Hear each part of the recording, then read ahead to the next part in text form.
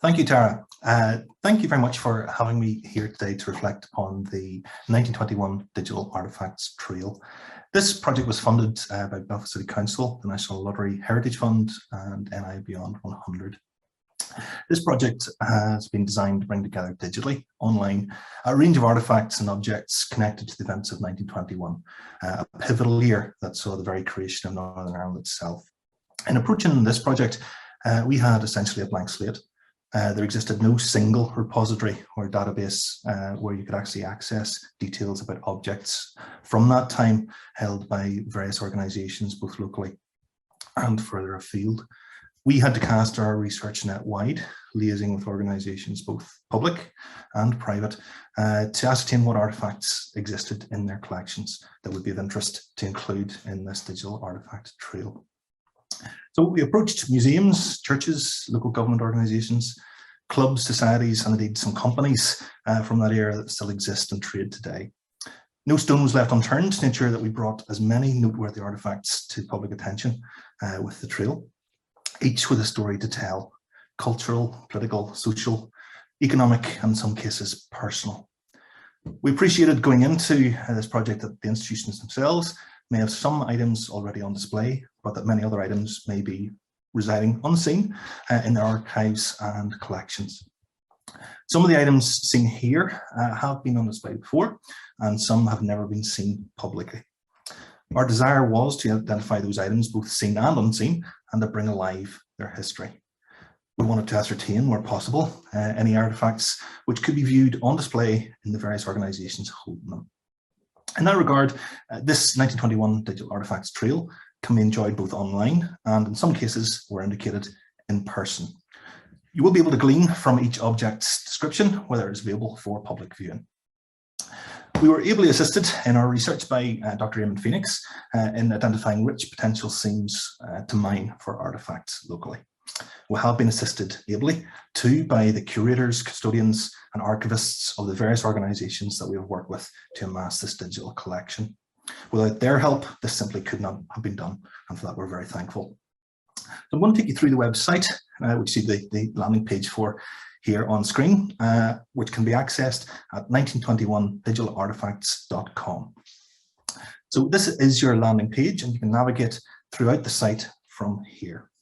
So you can access the About the Project tab here to see some details about the project and its remit.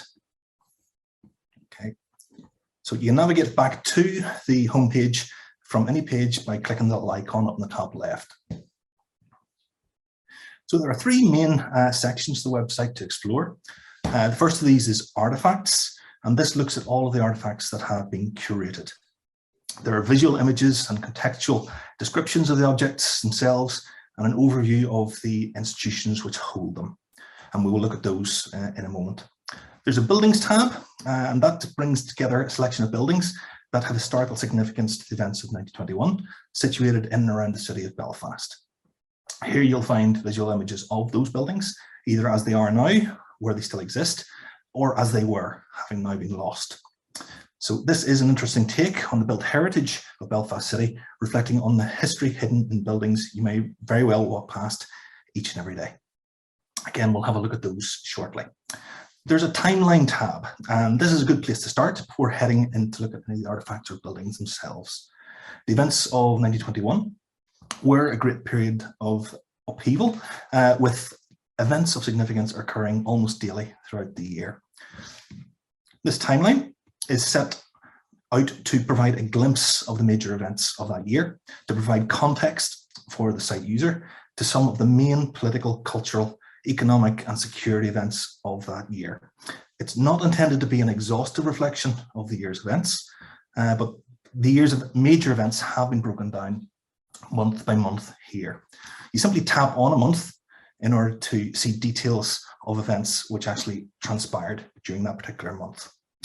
When you've had a chance to reflect on the timeline, you're good to go into the artifacts to explore some of those objects that evoke many of these events. So I'm just going to click on the Artifacts tab in order to navigate to the Artifacts hub. So here you'll find icons for each of the organisations that have shared artefacts and objects from their collections with us for inclusion in this digital trail. There are artefacts held here by the following institutions: the Northern Ireland Assembly, Belfast Cathedral, Belfast City Council, the Eileen Hickey Irish Republican History Museum, Harland and Wolff, the Linen-Hall Library, the Museum of Orange Heritage, the Public Record Office of Northern Ireland, the Royal Collection Trust, the National Archives, the Union Theological College, National Museums Northern Ireland, and the Belfast Charitable Society. Clicking on each of these organisations' icon will bring you to the dedicated page for that organisation. So we have collected together any identified objects and artefacts held by a given organisation so that they can be appreciated as a group in context. So we won't have time to look at all of the organisations here, but we'll look at a representative selection of the artefacts to highlight some of the stories to be uncovered here. So we'll look first at the Northern Ireland Assembly. As you'll see, you'll find on each of the organisation's icons, below is a short description of the organisation itself to place it into context for you. We have placed contact and visiting information for you here so that should you need to contact any organisation with a view to further inquiry or potential visit, you can glean necessary information here easily. If you scroll below the organisation overview and contact details, you will find a gallery of pictures detailing the various artefacts and objects held by that organisation. If you hover your mouse over a particular image, it will give you some basic details of the artifact identified. So you will see an icon on every artifact in blue that will readily identify those artifacts which are capable of being seen on display in person. The various artifacts we have identified will be in one of three states: either on display, in archive and not available for viewing, or in archive and available for viewing on request. So if you're looking at a particular item, you will be able to see if it can be seen either in public or on request from the particular institution. It's vital that if you are intending to go to an organisation to view an item, to check the status here before travelling. All you need to do to access a larger image view of the artefact itself, and in some cases alternative views, is to click on the View Details tab. And I'll bring up a full page view of the image and some contextual information regarding it. So here you'll find a comprehensive description of the artifact itself with details as to its format, subject, and if appropriate, some context with regard to the events of 1921. So you will be able to access a full screen view of the artifact itself by clicking on the little magnifying glass symbol on the artifact photograph, which will actually show you the true perspective of any image that's there. So here we see Sir James Craig, Northern Ireland's first Prime Minister, pictured resplendent in full ceremonial dress with a brace of military medals. So we'll look at another artefact here held by the Assembly. Click out this. So we're going to look here just at this one, which is just next door, which is a painting of the state opening of Parliament in Northern Ireland in 1921. So this evocative painting by local artist William Connor was commissioned to record the pomp and ceremony associated with the opening of the first Northern Ireland Parliament by King George V on 22nd June 1921 in the Council Chamber in Belfast City Hall. It's interesting to note that he was paid the princely sum of £131 and 6 shillings for his efforts. So we'll move on to another organisation. And we're going to look at Belfast Cathedral, St Anne's. Here you will find some fascinating reflections on the events of 1921, taken from the texts of various church bulletins from that year. Some commentary here shows, with a sporting analogy, how the monumental changes leading up to 1921 were viewed from the side of the political field of play. So in the body of the text it says, "The curse of this country has been the warring competition of political parties, and Ireland, like a football, has been kicked about from one side to the other. The rival goals are very wide apart. Sometimes there would be a rush towards one, and sometimes towards the other. You never knew on which side of the scrum the ball would come out. Every moment the game was uncertain. The yells of the spectators drained the frenzied shouts to players, which reach a climax when a goal is scored. So we'll look next at Belfast City Council.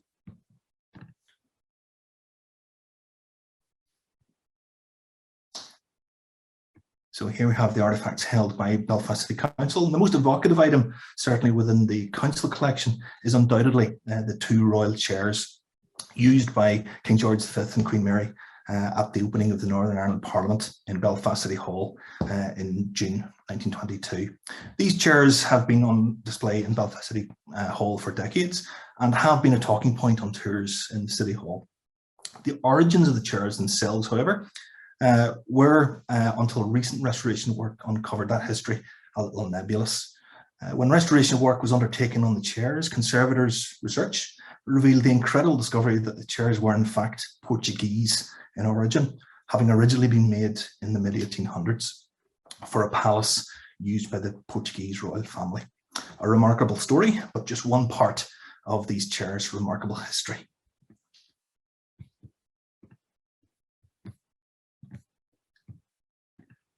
So we'll look now at the Eileen Hickey Irish Republican History Museum. Here you'll see a host of artefacts.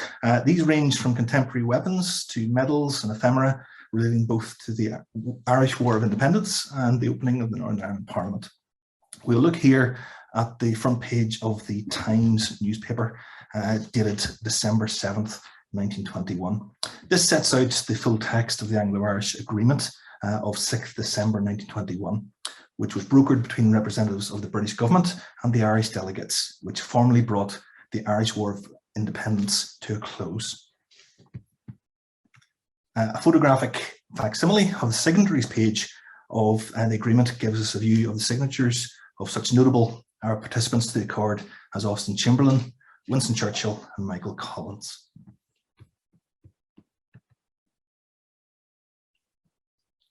This. So we're going to look next at Harland and Wolff. Harland and Wolff obviously are famous for the shipbuilding and of course for building the Titanic. This artifact is a gloriously illustrated book that was presented to Harland and Wolff's then chairman, William Perry, on the occasion of him becoming the first Viscount Perry in 1921. You can scroll through alternate views here, actually using the little arrows, but what you'll find here are wonderfully illuminated dedications from his workers, a list of some of those workers and the departments in which they worked, and there is also a beautiful image of Ormiston House, Viscount Perry's then home.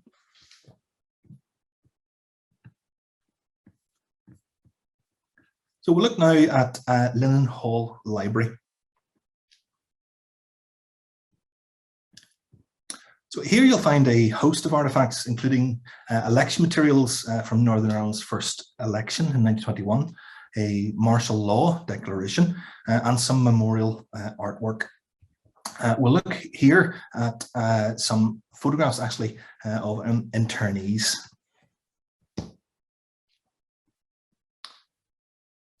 So these four photographic images were taken in 1921 and record the images of the faces and names of a number of the 2,000 or so men who were interned in Ballykinler camp in County Down during 1920 to 21. This was the first of several internment camps that were opened across Ireland by authorities to house Republican internees arrested across the country in response to the security situation. Another artifact housed in the Linen Hall Library is a set of cash tokens that were actually utilised by internees in the camp as an alternative to formal currency.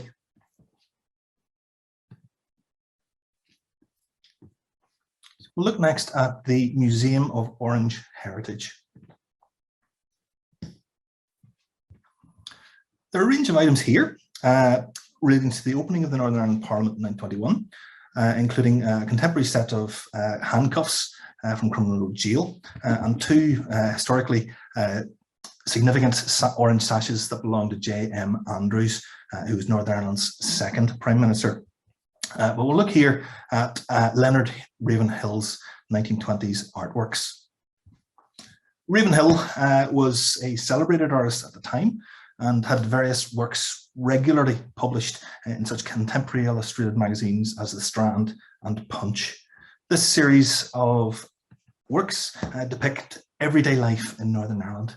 Particularly evocative is a depiction of the inside of a public tram car with its occupants huddled on the floor to avoid bullets flying overhead in an exchange of fire on the streets of Belfast.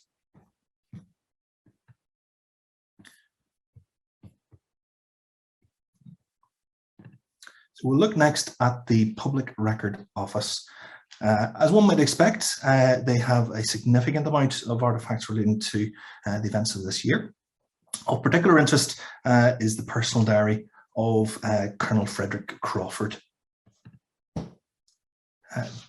Colonel Crawford, in his diary, gives a fascinating narrative of the events of the opening of the Northern Ireland Parliament in June 1921, as somebody who was there. He provides an insight into the royal ceremonies in the City Hall, the private lunch for dignitaries which took place thereafter, and a reflection upon his own attendance for investiture by the King as a CBE in the Ulster Hall later that day. He said of the lunch was a good one. The champagne wine was 1911 brand. It must cost about £2 per bottle. I, of course, did not benefit by this luxury, as I don't take any stimulants, except when ill and ordered by the doctor. And in relation to his later attendance at the Ulster Hall to collect a CBE from the King, he records as follows. It seems strange that in 1921, even when receiving an honour from the King in Belfast, I would think it necessary to go armed, but so it was. I had an automatic pistol, Colt 380. We'll move on to the Royal Collection Trust.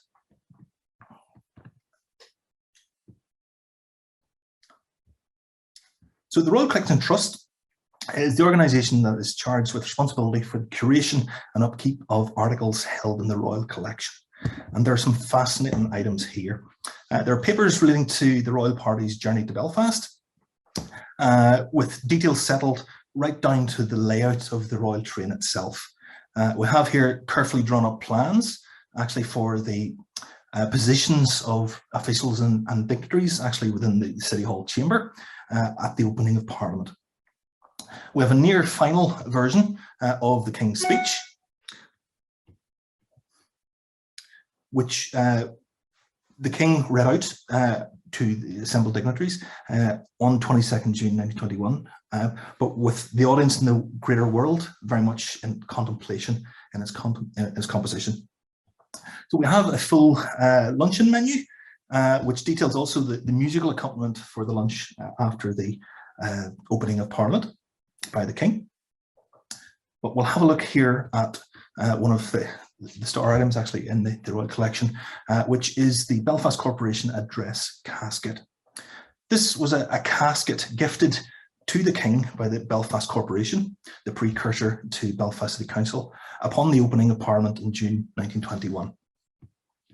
The casket was made to house the parchment upon which was written the Lord Mayor's address to the King upon the opening of Parliament. You can see here some advertisements actually, which detailed the casket actually in the papers contemporaneously. So here we have a colour picture of one facet actually of the casket. I'll just show you some other ones here. So it was an item that was made by silversmiths in Belfast, complete with Celtic dragons and also the Irish greeting Céad Míle Fáilte, or 100,000 welcomes on one of its faces. So a fascinating article. We'll now turn to the National Archives.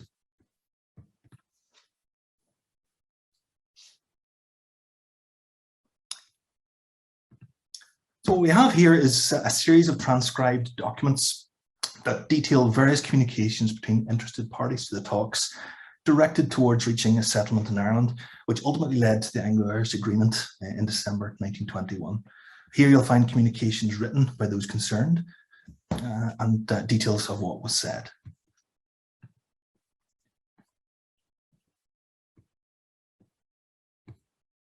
So we'll move on to the Union Theological College.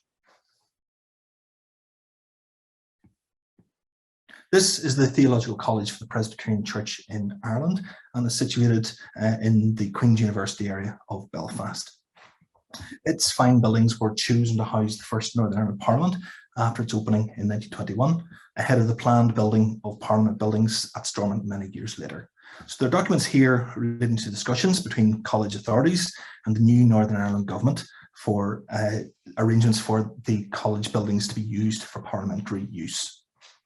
Of particular interest here are the floor plans for the college itself, which actually set out the use made by Parliament of the various rooms actually within the building.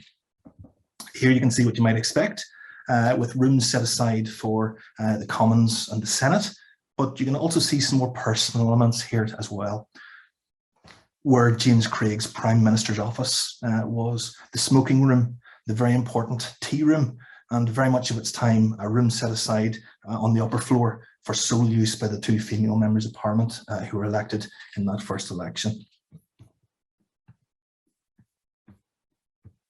So we'll move on to the National Museums in Northern Ireland. As with Prony, we found a rich seam of artefacts here. So we'll look here at the Belfast Trade Boycott ephemera. So this little poster sets out really how calls for an economic boycott of Northern Ireland banks and cheques across the island of Ireland attempted to disrupt the economic viability of Northern Ireland just at its inception. We'll look here at a curfew permit. Whilst this example is of a later date, being 1923 in issue, this was a staple of security measures that were actually required intermittently throughout this period, with people confined to their homes for periods of the day.